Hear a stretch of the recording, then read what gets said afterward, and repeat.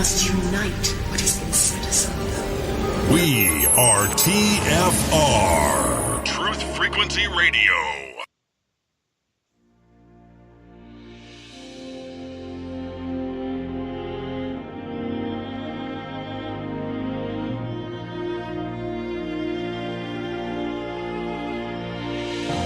Welcome to Spirit's Journey, coming to you live on Truth Frequency Radio and simulcast on Oneness Talk Radio.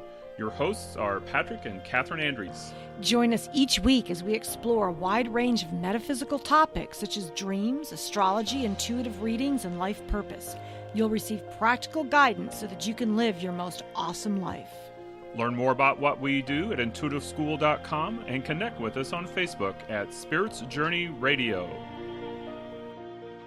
Hello and welcome to Spirit's Journey. We are coming to you live on Truth Frequency Radio. We are also simulcast on Oneness Talk Radio, iHeartRadio, TuneIn, and TalkStream Live. We are here in the Heartland, holding the energy for spiritual truth and awareness. I'm Patrick. And I'm Catherine. Welcome, everyone. So today we have an amazing show for you. We have Robert Mack on. So if you've ever struggled with trying to get happy, tune in, because Robert actually is a celebrity happiness coach, a positive psychology expert, and TV host personality for OWN and ETV. Robert's work has even been endorsed by Oprah and many others. So in addition to hosting and producing the Good Morning La La Land, which was a daily live streaming morning show focused on positivity and empowering women, Robert is a featured on-camera expert and consulting producer for Mind Your Business, which is on OWN Network, and a celebrity love coach for Famously Single on E! Network. Robert's book that we're going to be talking about today is called Happiness from the Inside Out, The Art and Science of Fulfillment. It's been endorsed by celebrities, and it's a critically acclaimed book. It's been translated into languages, including Chinese. So just a little interesting note, Robert received his Bachelor's of Science in Psychology from Swarthmore College. He conducted his MBA coursework at the University of Miami, and he has his Master's in Applied Positive Psychology. And that actually is a degree held by only a few dozen people in the world. So we're so honored to have you on. Hello, Robert. Hey, Rob. Hello. How are you guys? Excellent. How are you doing? I'm phenomenal. I'm so grateful to be on the show. Well, we're glad to have you here. So let's get down to the basics, and let's begin, Robert, with what is happiness? Yeah, it's what you are, peaceful aliveness inside that we experience when our mind is really, really quiet. So that's happiness to me. It's something that's abiding, unconditioned, unconditional, limitless, and it's essentially who we are when we're not overanalyzing ourselves and our life. Now, when you're talking about unconditional, that sounds like something very familiar to me. A lot of times people in the spiritual community talk about unconditional love. Is there any kind of connection between love and happiness? Oh, I love that. It's a great question. Absolutely. I think of happiness and love being essentially the same energy, the same phenomenon, just seen in two different ways.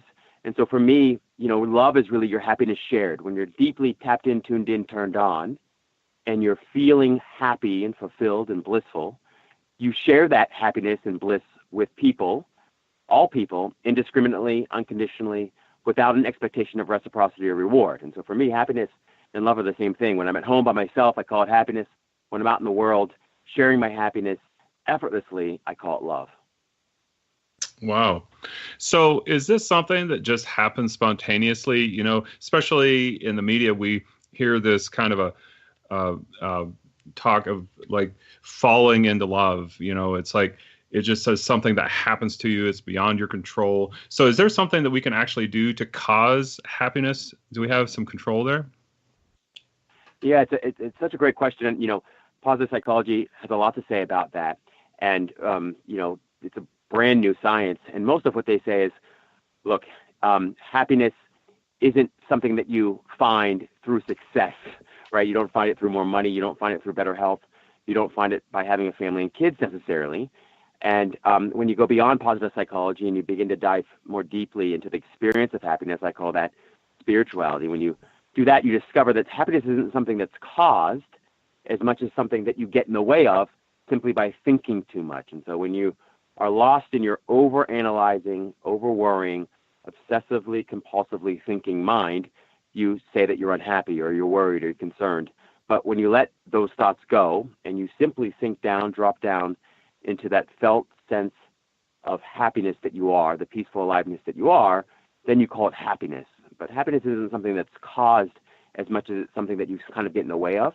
And so it's always there, ever present within you and as you, but you can only really experience it when you're not so lost in your own mind.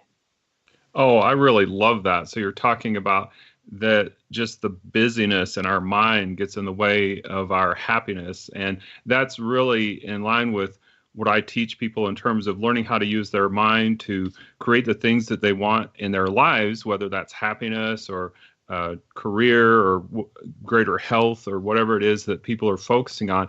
And one of the greatest roadblocks that I talk about with that is just that our mind is often racing. And so when we're trying to create this clear image of what it is that we want to create in our life, which activates all of those creative mechanisms in the mind, it's just so cluttered that the mind doesn't really get a clear image of what it is that we want. So we get kind of an image, then we get all these other things thrown in there. So it's no wonder that our life often doesn't look like what we're really trying to create, because it's so filled with all these different images and distractions and things that are getting in our way.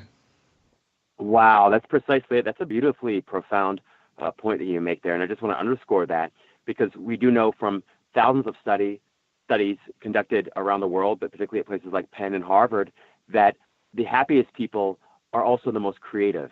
They're also the most efficient and effective. They're the most productive and profitable. They also end up being the healthiest. They end up being the most successful. They make the most money, about $600,000 to $700,000 more on average over the course of their entire lifetime. They live to 6 to 7 years longer than unhappy people. They also, for the most part, experience, they get married earlier, they stayed married longer, and they're happier in all the relationships, whether they're married or not. And so happiness is really about presence, and presence is really about staying out of your mind, letting your mind be where your body is, and then going beyond that and not being even lost in the mind in the present moment, but just being fully present as awareness or consciousness itself, that is presence, and that presence is happiness, and that happiness leads to success in all areas of your life, and that's empirical. So, Robert, what would you say, the role, I see kids on technology all the time, as well as adults, which is getting us into the mind, right? Not in that peaceful space. So do you see a connection between the increase in technology use and a decrease in happiness among young people as well as adults? Oh, absolutely. I mean, since 1950, we've got about 10 times more depression. We've got more anxiety. We've got more stress. We've got more drug use. So despite life getting better objectively in terms of quality of life, people feel worse for it. So they feel worse subjectively. And so they're doing better but feeling worse. And so much of that has been exacerbated really by social media. And it's not really social media's fault. It's just that we are becoming an increasingly distracted society and world. And so when you practice distraction, you get really good at it. And that's all that's happening. But the challenge and the opportunity with that is that when you're distracted, you're never there. You're never present enough to truly, deeply enjoy anything or anybody fully. And so your mind is always off running somewhere else. And that's why you can never get enough of any particular experience. It's like whether it's drugs or it's sex or it's food, whatever it is, or entertainment, you just don't feel like you're ever quite satisfied or satiated by any of it. And so you always feel like you need more and more and more. And so ultimately, the more distracted you are, the less cognitively agile you are, which means that you can't choose your thoughts as well as you used to because you're practicing being distracted. And as a result of that, you can't regulate your emotion as well, which means you can't self-soothe as well. And so you just continue looking out into the world, hoping that the world will somehow, or somebody out in the world will soothe you and make you feel good about yourself and about your life and essentially give you the happiness that you seek. And it's, it's problematic, but it's also a huge opportunity for us all to discover true, deep, abiding happiness within ourselves. And it parallels a lot. I'm thinking of, a lot of the message of Eckhart Tolle, which is you have to be in the present moment, get out of your mind. That's like a huge message, it seems, that is going to bring the happiness. Yeah, that's exactly. I love Eckhart Tolle. We're actually with the same publishing company, and I just, he's just. I'm so grateful for him. And we had similar experiences. His was, I think, a lot more dramatic in lots of ways than mine. But he was suicidal for a solid decade. I mean, I feel like I was unhappy and depressed since I was born. I'm sure that's not true, but it felt that way.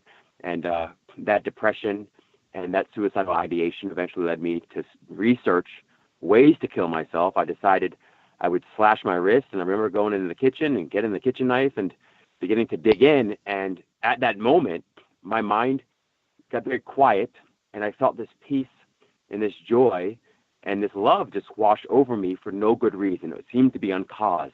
It seemed to be unreasonable.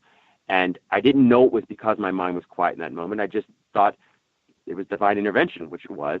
So I began researching it. So I put off the suicide for an hour and said, I better research this a little bit before I go and do something that, that who knows how it'll turn out. And so an hour of postponing that suicide, began to slide into a day, it slid into a week. And I kept researching, and I discovered an entire population out there in the world that were experiencing this progress paradox. They were feeling worse inside despite life improving on the outside for most people in most ways. Wow. Well, I'm so glad that you decided to pause to do that so that you could be with us today. I can't even imagine the loss that, if you had followed through with that. But one thing I did want to ask related to that, because with the spiritual work that we do, we find that a lot of times it seems like people do kind of set up these very dramatic experiences to kind of bring their attention and hone their attention on a specific focus maybe for their life mission. Do you feel like that's something that maybe you kind of set up subconsciously to just focus your mind on exactly what it was that you wanted to do this lifetime? Yeah, I think that's a beautiful way of putting it. I think our greatest problems always point to our highest purpose. That certainly was the case with me. It really allowed me, the greatest, that period of deep, dark depression, it turned out to be the greatest blessing in my life, without question, because it led me back to myself, and I would say self with a capital S, to the God within me that I also call awareness, consciousness, or simply happiness. It led me back to that. And by doing so, it allowed me to share that discovery and that experience with the rest of the world. And so it did most certainly point to and highlight my purpose. So absolutely, I just love you saying that, because that's precisely my experience. Wow. And that was a profound statement. I just want to repeat that again, just to emphasize that our greatest problems point to our highest purpose. I love that. And I really find that to be true. I wrote it down too. I loved it. And you guys give me shivers, because when I think back, decades ago when I was in that place, boy, I was quite convinced there was no digging myself out of that. And for me, it wasn't just about the objective conditions of my life. I had good friends. I was healthy. I had a beautiful girlfriend, and I had a great job. And for those reasons, I felt even more deeply depressed, because I couldn't feel grateful for these things I felt like I should be grateful for. Because from a broader perspective, I was really distraught by this idea that everything I had worked hard for and everybody who I'd loved so hard would one day be ripped away from me. That this thing called death was just down the road. So it was deeply disturbing to me 20, 30 years ago. And now when I look back at where I am now, I say it's been the greatest blessing, because when I think about death now, it's a totally different experience. It actually makes me feel that much more alive and that much more inspired and that much more purpose-driven. And so it's interesting the ways in which just a change or a shift in perception allows you to experience sort of a brand new life. And I think of A Course in Miracles, they talk a lot about a miracle being a shift in perception, and I can now understand why.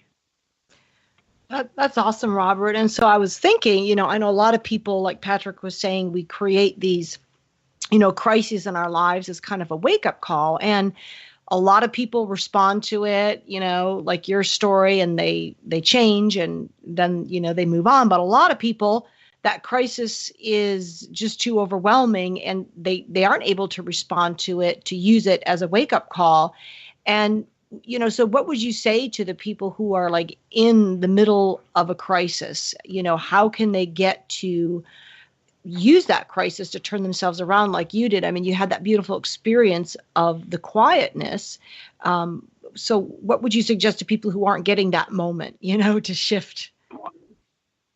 Yeah, beautiful question there. I would say that a number of things. One, in the beginning, lean into those people, those conversations, those activities that allow you to feel increasing peace, love, joy, and happiness. Try to do more of that if possible. Walks in nature, petting the puppy, playing with the little baby, whatever it is that lets you feel that in an effortless way. Lean into those things. I would say that also really important for me was taking my eyes off of the disturbing conditions, circumstances, experience, and events of the world, and putting my attention and awareness on God within, on source within, on the self with a capital S, and realizing and recognizing that ultimately at the end of the day, that is the source of everything else. So everything that you're seeking in the world is actually within you. That which you seek you are. It's an actual truth. That's not just a spiritual platitude. And so you can't kind of be focused on this disturbing movie and the images of this disturbing movie consistently and hope to find peace there. You've got to be able to step back and realize and recognize that while it all seems so real, ultimately it's still very much like a movie, and when you're in a movie, you can sometimes get lost in the ups and downs, the highs and lows of the characters and the events and experiences that the characters are having. But when you realize and remember that you're actually watching a movie and that the reality is the screen behind the images, back of the images, that's the reality, and that is unchanging, and that is untouched, and that is undisturbed by the images and projections that are on the screen, suddenly you can find peace and love and joy and happiness again, and then you realize that it can't be threatened, and that it essentially was never threatened. It was just covered up. You overlooked the screen that is the reality, that is the peace. Oh, I love that description, because metaphysically, that's what we teach you. We come from that perspective that the reality is inside your head, and then we project it out into the world. So I just love that. And so one of the questions I had is just kind of, what is the master key to happiness? What would you say? Yeah, I'd say it's presence. Another word for presence is God. Another word for God is source or the self. But it's consciousness and awareness, and that is all we are. That is all that really exists, and everything else, like you said so well, is simply a projection of that. And so when I am aware of that awareness, when I'm aware of my simple existence, just the awareness, I'm not lost in the content. I'm not lost in my own thoughts about that awareness or what it is that is God or any of those things, but I'm simply just enjoying my own presence, my own divine presence, and I'm not lost in the content of my consciousness, but I'm focused on consciousness itself. That is happiness. And it's always there. And in fact, it's the only thing that's always there. Wow. So you talked about, like, A Course in Miracles, that when we create that shift in perception, that we can create a change in our lives. And philosophies like unity are called New Thought, because it's based on this idea that if we can just change that core thought, that we can change our lives. And I've witnessed that in my own life, but I know there's a lot of people out there who struggle regularly with that. And I think that's why positive thinking got kind of a bad rap in the 70s, because people said, oh, well, you're just pretending to be happy, or you're just pretending like everything is okay. And they didn't really understand the depth of it, that you aren't pretending, you're actually creating a shift in your thinking. So what would you say to somebody who is really struggling and they said, well, I'm trying to be happy, I'm trying to turn things around, but every day I wake up and I'm depressed or angry or whatever it is that is their challenge? What would you say to somebody who is still struggling with that? Yeah, I'd say, I love them very much. And to say the path, it's easy to focus on results and want results to happen immediately. And we all want that. I'm as impatient as anybody on the planet. And that being said, one of my favorite quotes in A Course in Miracles is, infinite patience produces immediate results. Now, another word for me for patience is presence. I never liked the idea of having to be infinitely patient. That felt like, to me, being infinitely tortured or something. So infinite presence produces immediate results. So when I take my eyes off the results and I simply focus in this moment right now on dropping the single thought that is occurring to me right now that is stressful or anxiety provoking or conflict ridden, when I just simply drop that thought and I return to simple awareness of my breath, maybe, or when you go deeper, awareness of your own awareness or presence, then you realize that right here now, everything is okay. I may not particularly like the images that are being presented to me in the world, in the case of my finances or my relationships or my health. But if I don't invest my happiness, those images and those results and those manifestations in life begin to shift on their own. But the trap is to begin to take score of what's happening in your life or not happening in your life as a result of the effort you're putting in. And you really want to be careful of that. We all fall victim to that trap. Instead of focusing on results, and instead of focusing on demonstrations or manifestations in the world, let this present moment be as it is, and do your best to simply enjoy this present moment. If you have to focus on just the one aspect or thing in this present moment that you can enjoy to the exclusion of everything else, then you do that, right? So if it's only the fact that it's not raining right now, and that's the one thing you can appreciate, then you just focus there for a while. But you can't ever really make the kind of progress you want to make in your life by focusing on results and what's happening in the world. That is the very opposite of faith. I love that, because I know I am a very goal-oriented person. So I'm always trying to find that balance between wanting that end goal and yet enjoying where I'm at before I get to that goal. So I love that. Just, take the attention off that end result and be present. But you can still have, your goals and things. And so going back to that idea, Robert, metaphysical perspective of, what's going on in your mind is the reality. So, we live in this vibrational universe, and we know that if we're positive, we're going to attract positive people. So I wondered, do you ever meet, unhappy, angry people? And what do you do when you approach that? Like for me, I recognize that if I meet angry, upset people, there's something in me that's not happy. So I wondered what you would say to that. Yeah, it's a great question. You guys, that's the best question.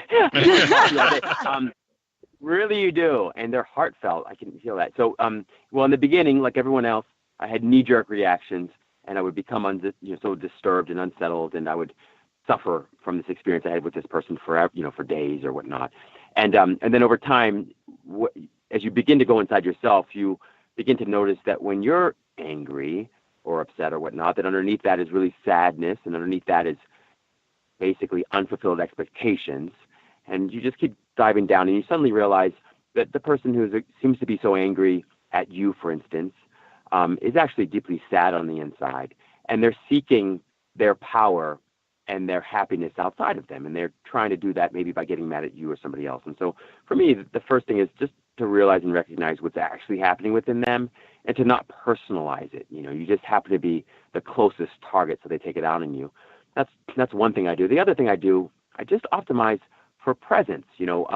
I want, if I want to uplift or inspire anyone to change, the way to do it is not through words, but through being the living, shining example of that, right? Being the change that you want to see in others. And so for me, if I see someone very angry and upset, I want to double down on, embody that tapped in, tuned in, perfect presence and equanimity that I essentially am, and that other person is as well, but they're just not realizing or recognizing in the moment. And so for me, I want to be in a place of total non-reactivity, total non-defensiveness, and just simply meet them where they are. A lot of my work is simply hearing what they have to say.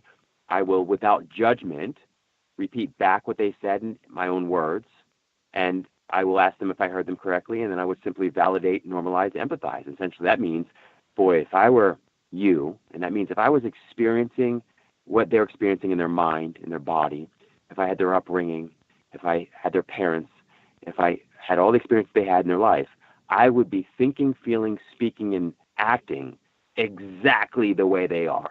And that is the reality or the phenomenon called the psychology of separate realities, right? And so it's just coming to that recognition and realization that they're just overlooking their true nature, which is perfect peace. And if you want to inspire them to rediscover their true nature and not overlook it, the best thing you could possibly do is just stay tapped in, tuned in, turned on. Don't take it personally. Stay out of your mind about it. No judgment is necessary. Just breathe, and everything is okay.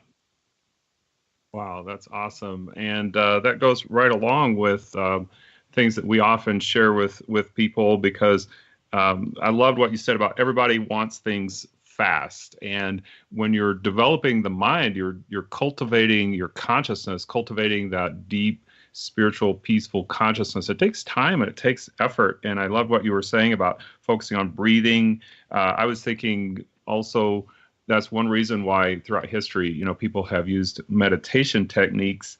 And you were talking about maintaining that presence with that God within. So, Rob, we are getting ready to go into a break. So we're going to be coming out of it here in just about 3 minutes. But while you're on the break, we do invite you to go to our Spirits Journey page. We have archives on tfrlive.com for the last 3 months. And TFR, which is Truth Frequency Radio, is a listener-supported station. So if you feel called, you can contribute to that on our page. And you can also, as a gift, receive all of the archives for all time through all the shows on Truth Frequency Radio. So right now, we are going into our break. This is Spirit's Journey on Truth Frequency Radio and Oneness Talk Radio. See you on the other side.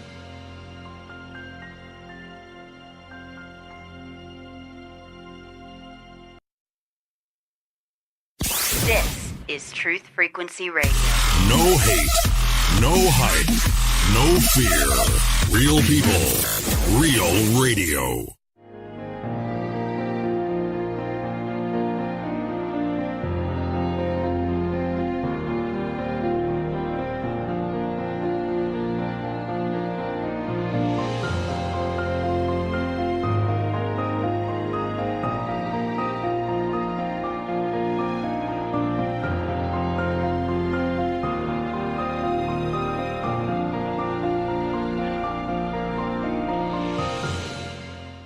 We are back from the break. If you are just joining us, this is Spirit's Journey with Patrick and Catherine Andrews. We're coming to you live from Truth Frequency Radio and Oneness Talk Radio. Today, we are pleased to have Robert Mack joining us, and he's going to be a speaker at Reignite Your Life. And so before we join him again, we just want to tell you just a little bit about that summit.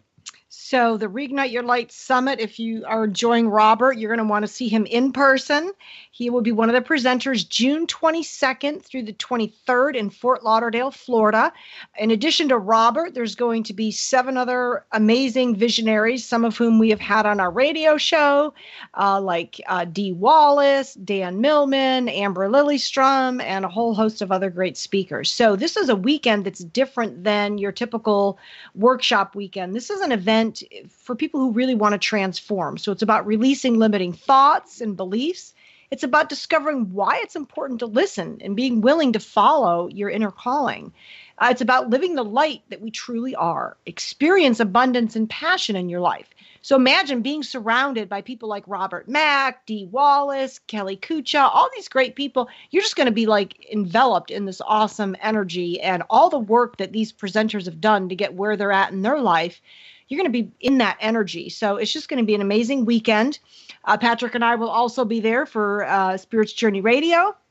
If you're interested, you can go to reigniteyourlightevents.com, or you can contact 561-704-8634 to answer any of your questions. And we are back with Robert. All right. And like Catherine said, we are going to be there, so you could actually meet us live and see us, and we would love to meet you. So please join us there for this amazing event. So Rob, welcome back for the second half. Thanks for having me back.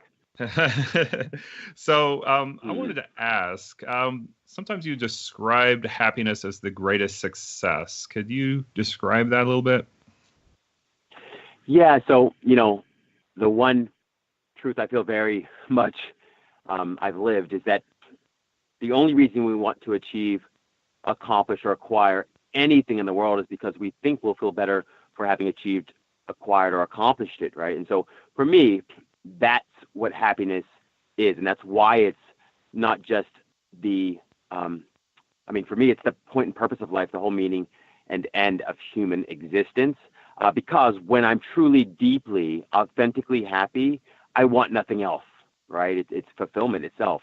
And so that's why it's the greatest success for me. And it also happens to lead to all other forms of success empirically, right? So it leads to more money, leads to better health, it leads to better relationships. In all ways, happiness leads to success, but it's also the greatest success because it's the reason we want to achieve, accomplish, or acquire anything else. That's really interesting because, I know that happens in my mind a lot. I'll think, oh, well, once I get this goal accomplished, I'll be happy. But so do you think that we rationalize in our own minds other reasons that we want the goal, but truly, if we got honest, it was what you said that we would be happy? Totally. Because I've done it the other way. I'm sure like we all have. And all it takes is looking back at your life and saying, look at all the things that I now have that I once prayed for. And am I any happier as a result of having achieved these things, accomplished these things, or acquired these things, or people? And most of us, if we haven't been doing the work, will admit that we're no happier. We're often much less happier. But if you've been doing the quote unquote inner work, which I consider inner play, you do find that you're happier whether or not situations and conditions and people have improved or changed at all. And so, yeah, our mind, it's this incredible problem-solving instrument, but it's also an incredible troublemaker. And so just like the century of a ship, it goes looking for problems to solve, and it validates its position by finding problems to solve. The only problem is that it also will create problems if it doesn't find any. And so the mind is just not a place to find happiness, and it's a good start. We can start with positive thinking, and we can move and lean into that and consistently begin to rewire our brain.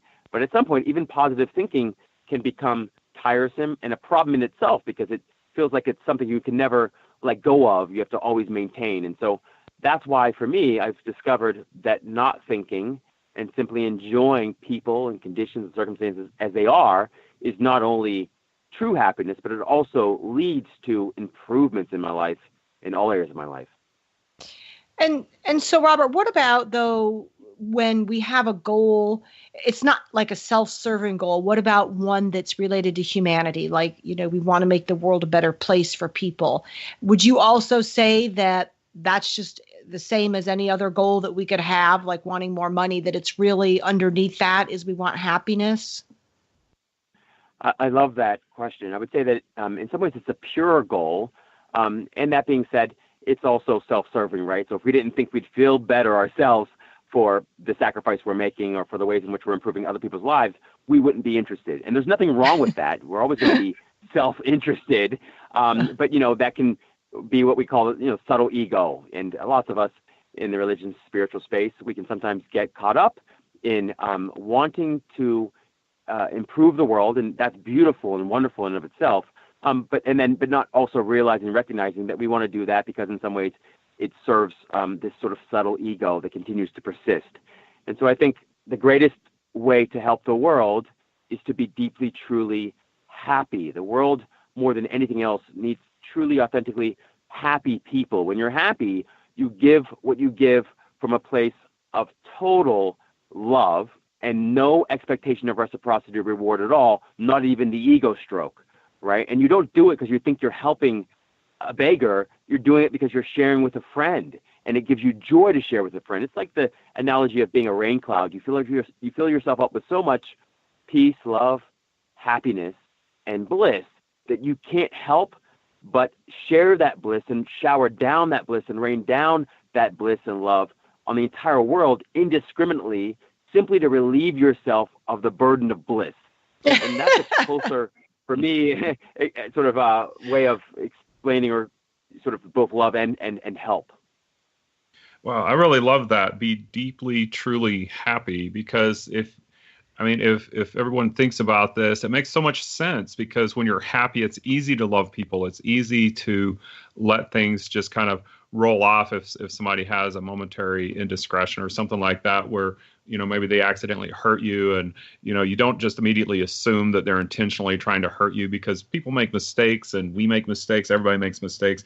But one thing I wanted to touch back on here just a moment is, you're talking about the mind creating problems. And Catherine and I do intuitive health readings. And I remember a reading a while back, it was talking about that when this person was getting bored, that they weren't really using their creative abilities to proactively create in their life, that their mind subconsciously, they would actually stir up trouble. They would create drama. They were creating something to fight against. And then they would get creative in fighting the fight, whatever that was. And it's interesting because I'm seeing that pop up more and more in our culture. And when you're describing that, it seems like that is like this root challenge that so many of us are facing today, is figuring out how to be this kind of proactive creativity and like you're talking about, connect with that source in the face of all these constant distractions.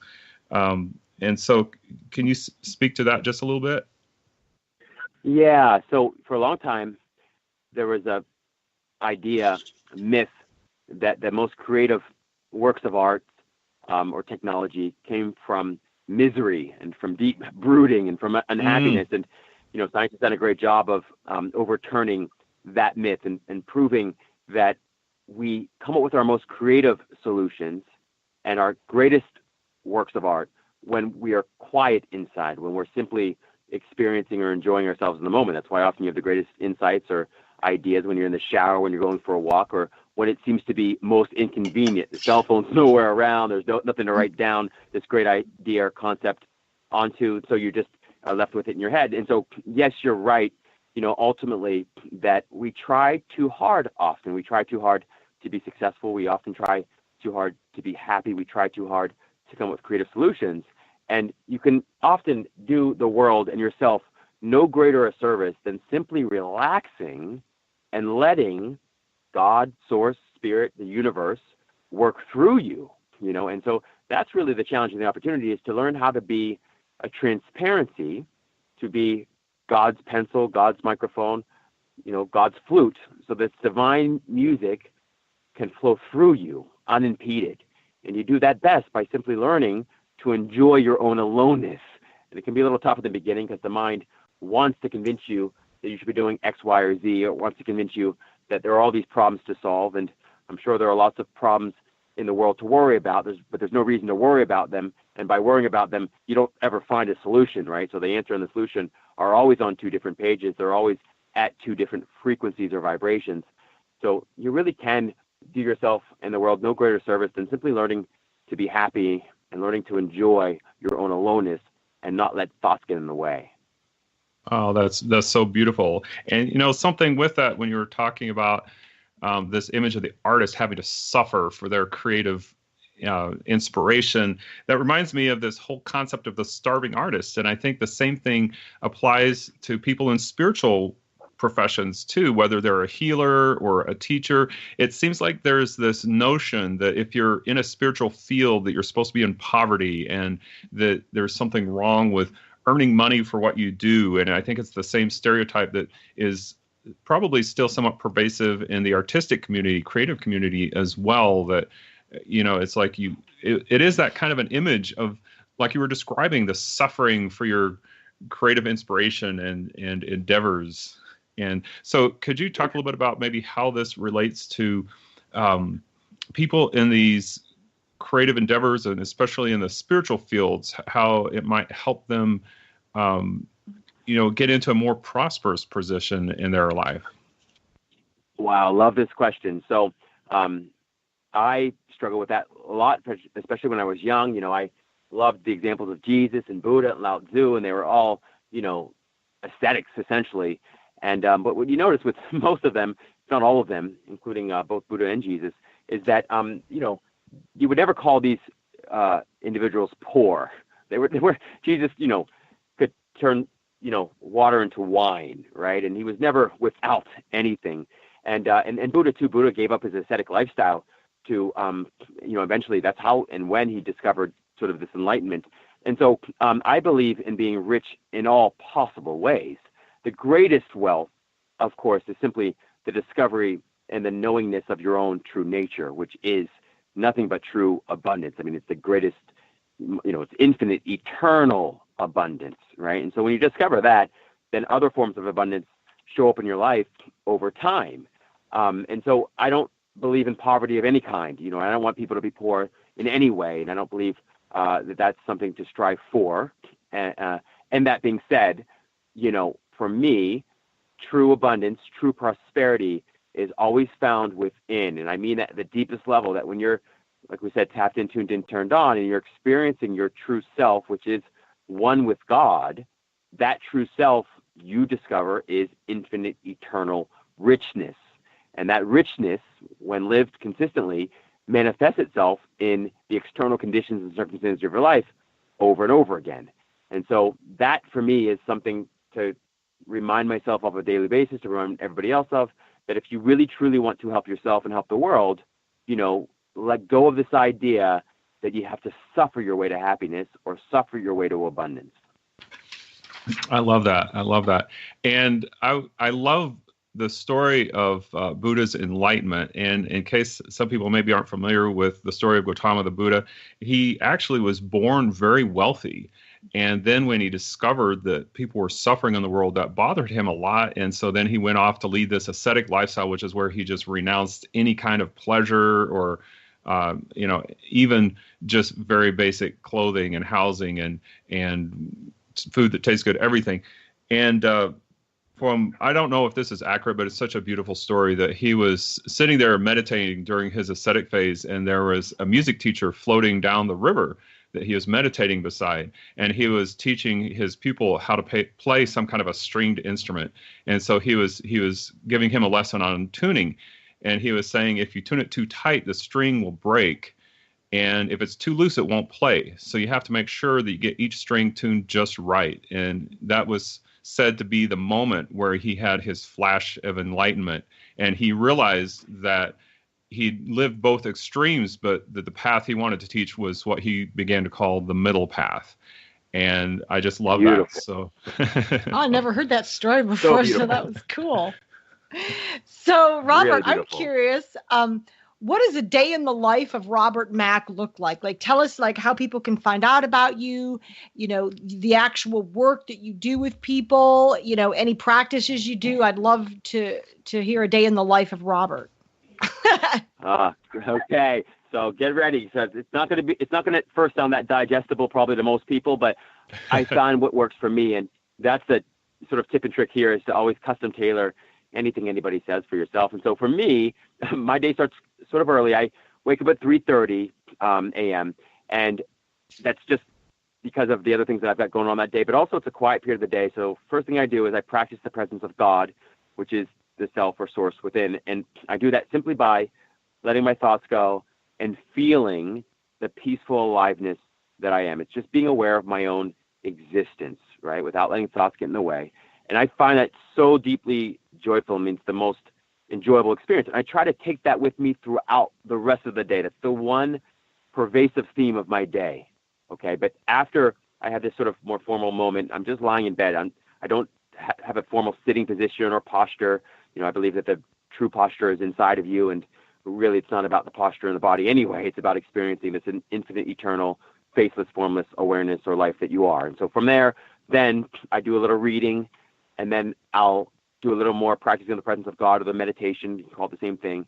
I go to the gym for a couple of hours. I love working out and lifting and running.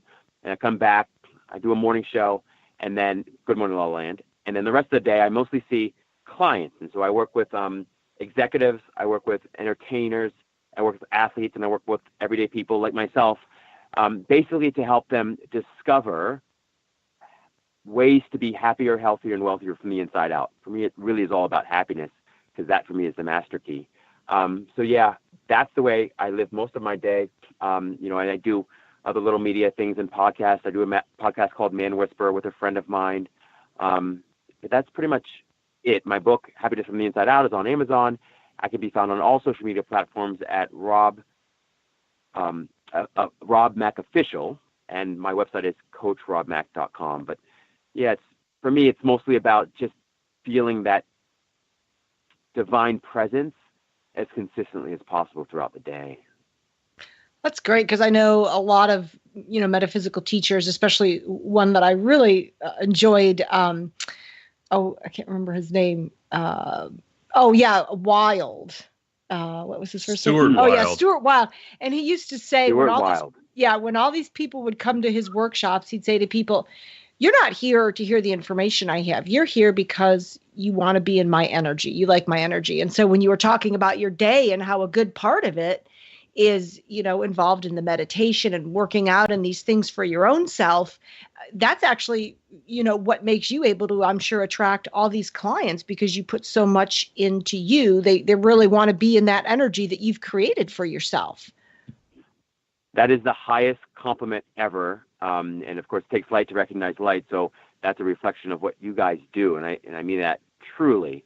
That is one thing I have discovered, is that even when people come to you seeming to seek advice, they're not seeking advice as much as they're simply seeking a friend, right? They're seeking some energy, and they like the presence.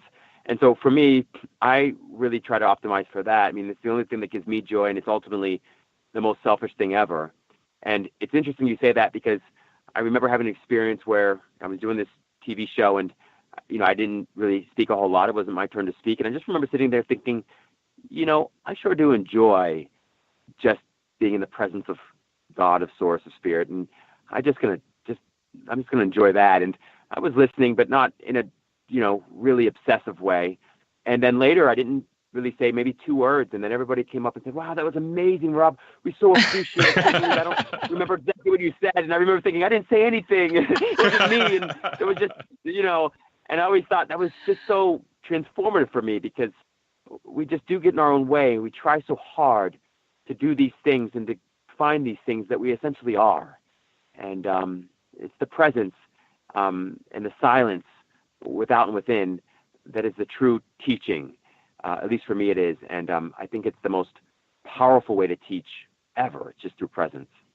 Well, and it's a good reminder, I think, for people in the spiritual field as well as others, because sometimes I get into that thinking, well, I don't have time to meditate. I would use my time. Maybe my time would be better spent if I go do some social media blasts or whatever. And even though I recognize the power of the spiritual practices, that logical mind will come in and say, "Oh, but you have to do this, this, and this on your list." And so anyway, it's just a good reminder too. It's just as important, if not more, for your any kind of success in business or other to do these practices. And so I wanted to get in with looking at, so many problems in the world, as always. We're in a melting pot, we know that. But sometimes people in New Thought would get criticized saying, "Oh, you're just going around saying everything's happy and great when there's all these problems in the world," So how do we balance, looking at the huge problems in the world and the issues, and not get, angry and upset, and keep that happy presence in the face of, a lot of evil things going on in the world?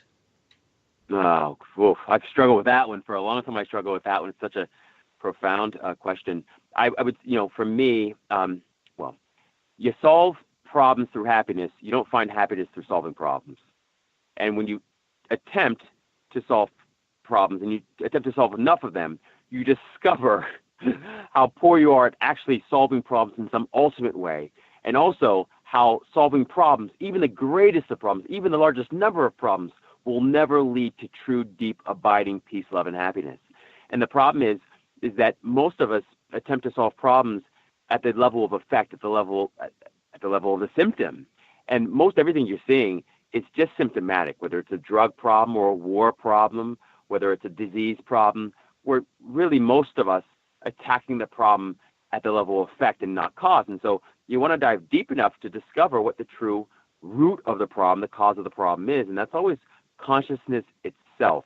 And so I encourage myself and everybody else to share what you have. If it's time, if it's money, if it's energy, if it's clothes, whatever it is, share that with the world, but also recognize and realize that from the beginning of humankind, we've been trying to solve these problems in lots of ways. We haven't gotten any closer. The problems just keep multiplying themselves.